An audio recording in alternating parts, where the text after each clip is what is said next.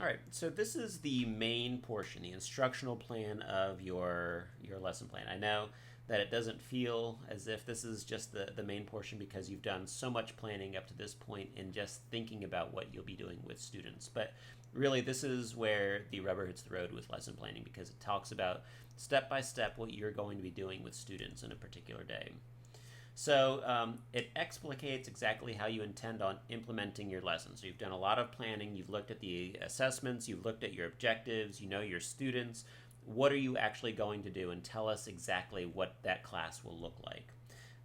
It provides a clear and concise step-by-step process for what the teacher and the students will be doing during each segment of the lesson. So as a general rule of thumb, a lot of students ask, how much should I write for my instructional plan?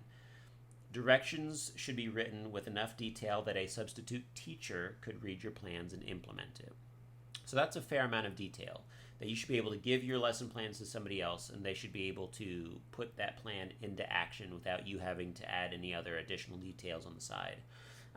You may have mentor teachers who simply jot down ideas on a note card, and that's enough for them, but they've been teaching long enough, and so they've internalized what a lot of their lessons might look like. You're not quite at that point yet, and so that's why we ask for as much detail as we do. Now, why is this important? Well, first of all, writing is thinking. By writing out every step of your plan, you will think through the process of the lesson and envision what potential pitfalls may occur along the way. So, by writing out your ideas, you're actually walking through step by step what you're going to do, and that's going to help you really think through what the process is going to be for each lesson.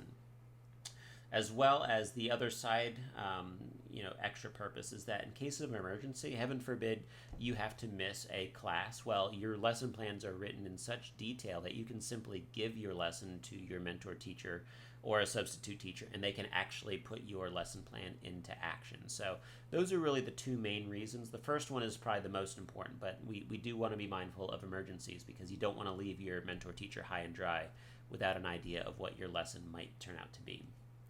So a few helpful notes before we sort of look at my lesson plan. Make sure that your instructional plan aligns with everything you planned in the front matter. So whatever you planned up top with your context and rationale, whatever you put in for your objectives, your standards and assessments, make sure that it aligns with your instructional plan. And it's also very important to note that just because we gave you a certain number of boxes in your lesson plan doesn't mean that's what your lesson plan needs to fit into. So if you need more boxes or if you need to take away a box, that's fine as well. But you do not just need to fill in the boxes we provided you with. Please tailor this to your specific needs.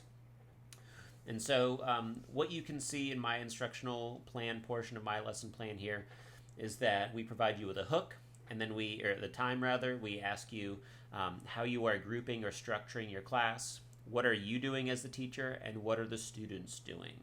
And so as you can see, I have my hook here. We're doing that as a whole group, and then I provided just enough detail to say exactly what I'm going to be doing in this column right here.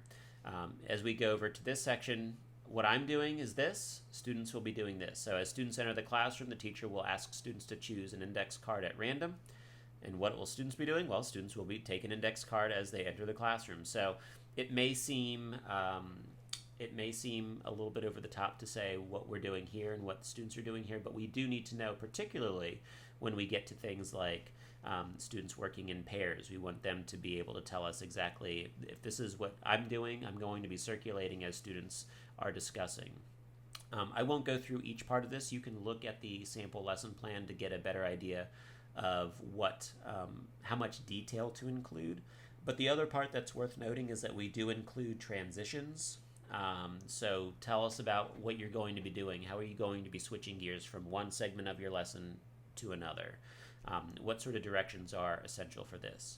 And so I go through each part. I've color-coded with tying these to my objectives and my assessments. You do not need to do that for your lesson plan.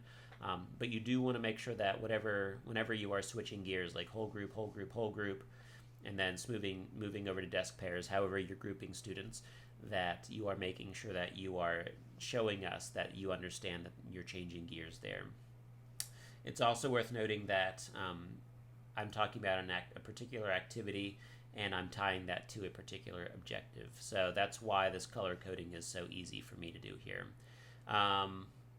And then the last part, of course, is the closure. So I won't read through this any further, but again, the rule of thumb that's really important here is that you should write in just enough detail that you could give this lesson plan to me or any of your mentor teachers or a substitute teacher, and we would know exactly what to do. So that's the general rule of thumb I want you to hold on to here.